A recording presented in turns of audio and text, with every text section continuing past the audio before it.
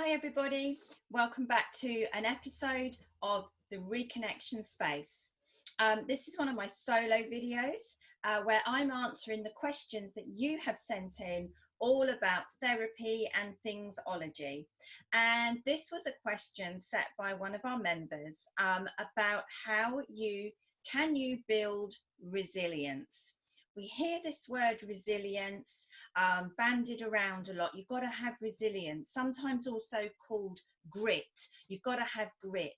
However, we know that our resilience forms part of our overall self-esteem.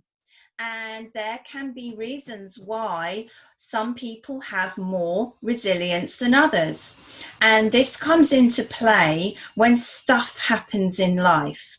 When stuff happens in life, it depends on how resilient we are as to how well we bounce back, how well we process it. And the question is, if you have developed low resilience because of the way that your life has gone up to this point, can you create and build resilience going forward?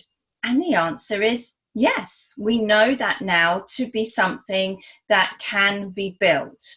So let's go back to when we first really kind of started getting involved in what was going on in the brain with some of the theories that people know about now. So we used to believe that there were certain things that were fixed. So somebody was of a specific intelligence, somebody was of a specific ability. We used to put lots of things into, oh, that's their personality, that's how they are. And those things were fixed. And if you were that way, then that's how you were. And there was no expectation that you would be able to move on from that.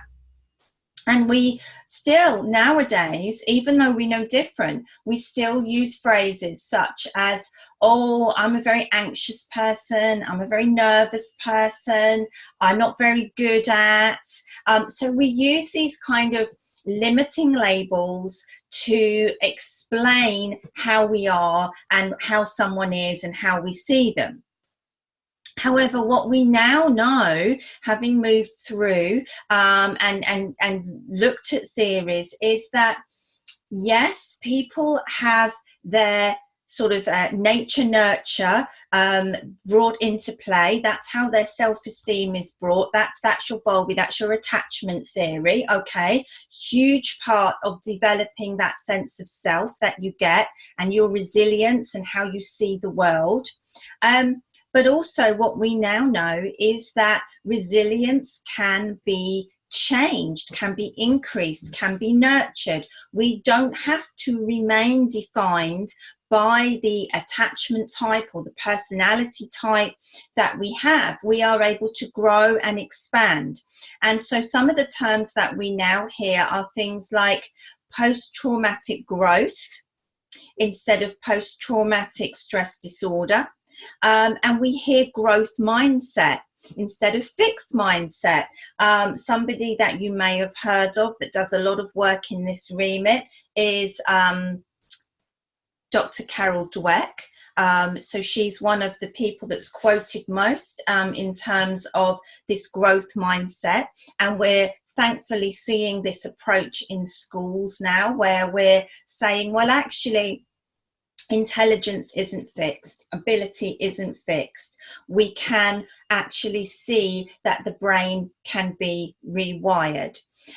So there's a lovely phrase that I use with clients, and that is when neurons fire together, they wire together.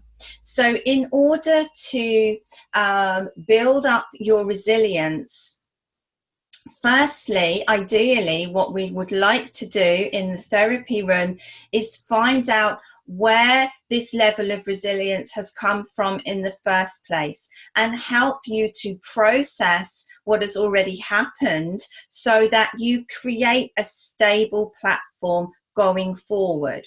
What we're looking to do is we're looking to reprogram how your brain reacts to stress situations. So in a nutshell, the way that the brain works is very much like a computer, and everything that gets programmed in is what it goes into when it needs to react to a situation.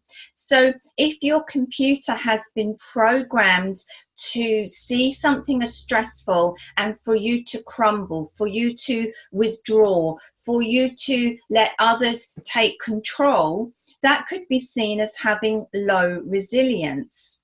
And what we want to do is enable you to get into a space where we change that emotional reaction that you have, so that when you have something that is a challenge, your brain doesn't say, well, when we get a challenge like this, we withdraw. When we get a challenge like this, we feel afraid.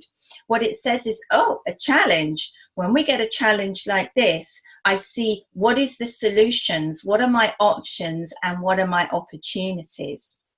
And so it is about changing how the brain reacts when it faces a situation. So can you build resilience in order to deal with trauma and challenges in a better way? And the answer is yes. It is about looking at where that resilience mindset came from, and is about changing the way that your brain is programmed so that you can face things and see things as an opportunity.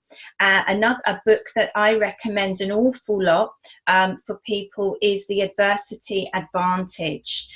So if you want to have a look at The Adversity Advantage, that is a great one for looking at how people see challenges as something to take on and grab hold of, as opposed to seeing something as something that will bring them down and that will stop them from progressing. So that was a great question. Can we build resilience? I hope that's given you some insight into it, some materials to reference for.